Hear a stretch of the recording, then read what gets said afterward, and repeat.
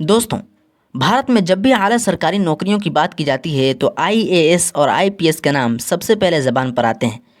सरकारी नौकरी की चाहत रखने वाले हर एक युवा की इच्छा होती है कि वो एक आईएएस या आईपीएस ऑफिसर बने। पढ़ने वाले छात्र 12वीं के बाद आईएएस की तैयारी शुरू कर देते हैं और जी जान से मेहनत करने लगते हैं। आईएएस का पद हासिल करना एक स्टूडेंट के लिए बहुत बड़ा चैलेंज साबित होता है, लेकिन जो ठान लेता है वह इस गौरवशाली पद को भी हासिल कर लेता है। अगर आपने भी ठान लिया है या आप आईएएस के बारे में बेसिक जानकारी लेना चाहते हैं तो इस वीडियो को पूरा देखिए, क्योंकि आज की इस वीडियो में हम आईएएस क्या है, आईएएस ऑफिसर कौन होता है, आईएएस ऑफिसर कैसे बनते हैं, आईएएस की सैलरी, आईएएस के काम इत्यादि इनसे रिलेटेड जानकारियों के बारे में जानेंगे। तो चलिए बिना देरी किए शुरू करते हैं ये वीडियो और जानते हैं आईएएस के बारे में पूरी जानकारियाँ। आईएएस, जिसका full form Indian administrative service, भारतीय प्रशासनिक सेवा है, जो भारत सरकार की उच्चतम सरकारी नौकरियों में से एक है। भारत की फेमस सेंट्रल सिविल सर्विस माने जाने वाली आईएएस इंडियन पुलिस सर्विस और इंडियन फॉरेस्ट सर्विस के साथ अखिल भारतीय सेवाओं के 3 प्रमुख शाखाओं में से एक है। इन तीनों ब्रांचेस के मेंबर्स भारत सरकार के साथ साथ अलग अलग राज्यों की सेवा करते हैं। आईएएस ऑफिसर्स को डिफरेंट इंडियन इंस्टीट्यूशंस जैसे कानूनी इदारों, झैली इदारों, पब्लिक सेक्टर यूनिट्स, कर्मचारियों और लाइन एजेंसियों में तैनात किए जाते हैं। IAS Indian administrative service Bharat में क्वालिफाइड लोगों के लिए करियर का एक बेस्ट ऑप्शन है। एक आईएएस ऑफिसर को भारतीय प्रशासन में सबसे आला दर्जा का अफसर माना जाता है, जिसके सामने डिफरेंट चैलेंजेस और जिम्मेदारियां होती हैं। उसके कंधों पर अमन व अमान की जिम्मेदारी और बहरान के वक्त लोगों को मदद करने की जिम्मेदारी होती है।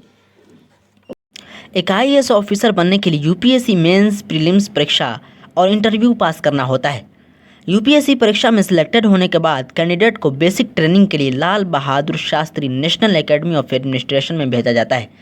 सेवा की कन्फर्मेशन के बाद IAS officer sub divisional magistrate के तौर पर कुछ सालों तक काम करता है। प्रैक्टिस पूरा होने के बाद एक ऑफिसर प्रशासनिक भूमिका के तहत एक ज़िला में मजिस्ट्रेट के तौर पर काम करता है, जिसकी मुद्दत कई सालों तक रहती है। इस कार्यकाल के पूरा होने के बाद ऑफिसर को एक डिविजनल कमांडर के तौर पर पूरे राज्य में एडिशनल कमिश्नर के तौर पर बहाली कर दी जाती है। दोस्तों, अब आइए जानते हैं कि एक आईएएस ऑफिसर का मेन काम क्या है। एक आईएएस अधिकारी अपनी पोस्टिंग और डिपार्टमेंट के तौर पर बहुत सारे काम करता है। ज़्यादातर कामों में ज़िला, इलाका, महकमा का इंतज़ामी चार्ज, कोई नया पॉलिसी बनाना और उसको लागू करना, पब्लिक सेक्टर अंडरटेकिंग वगैरह शामिल है। एक आईएएस ऑफिसर को एक खुसूसी मिशन के तहत फॉरेन कंट्री में भी भेजा जा सकता है या केंद्र सरकार के अधीन सीधे कोई विभाग सौंपा भी जा सकता है। उसके अलावा कुछ टाइम के लिए एक निजी संगठन में भी एक आईएएस ऑफिसर की तैनाती की जा सकती है।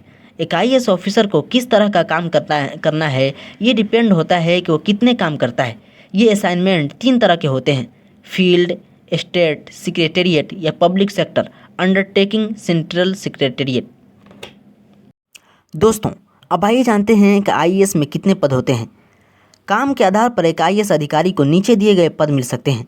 क्षेत्र में मिलने वाले पदों की बात करें तो ये हैं: district magistrate, deputy district magistrate, additional district magistrate, divisional commissioner. राज्य स्तर पर बात करें तो इसमें बहुत सारे पद होते हैं: सेक्रेटरी, डिप्टी सेक्रेटरी, अपर secretary, joint secretary, principal secretary, special secretary, chief secretary. दोस्तों, अब आइए एक आईएएस ऑफिसर के पावर के बारे में जानते हैं। एक आईएएस ऑफिसर के पास ज़िला के सभी डिपार्टमेंट्स की शक्तियां होती हैं। ज़िला स्तर पर एक ज़िला अधिकारी विकास योजनाओं से जुड़ी कामों को देखता है। ज़िला मजिस्ट्रेट ज़िला में लागू की गई पॉलिसीज़ की देखरेख करता है।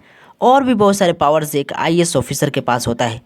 अगर आईएएस की सैलरी की बात करें तो एक आईएएस ऑफिसर की बेसिक मंथली सैलरी 56,000 से शुरू होकर 2,50,000 रुपये तक जा सकती है।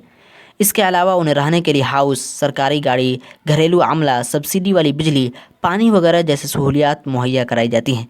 एक आईएएस ऑफिसर बनने के लिए UPSC union public service commission के ज़रिए आयोजित सिविल सर्विस एग्ज़ाम पास करना होता है। ये भारत की सबसे मुश्किल परीक्षा मानी जाती है। हालांकि इसे पास करना नामुमकिन भी नहीं है, लेकिन मुश्किल ज़रूर है। दोस्तों, उम्मीद करता हूँ आईएएस से जुड़ी हमारी ये जानकारियाँ आपको पसंद आई होंगी। अगर पसंद आई हो तो लाइक करें और ज़्यादा से ज़्यादा शेयर करें, और अगर चैनल पर नए हैं तो प्लीज़ हमारे चैनल को ज़रूर सब्सक्राइब करें, ताकि हमारी हर आने वाली नॉलेजेबल वीडियोस का नोटिफिकेशन आप तक सबसे पहले पहुँच सके। Thank you for watching this video.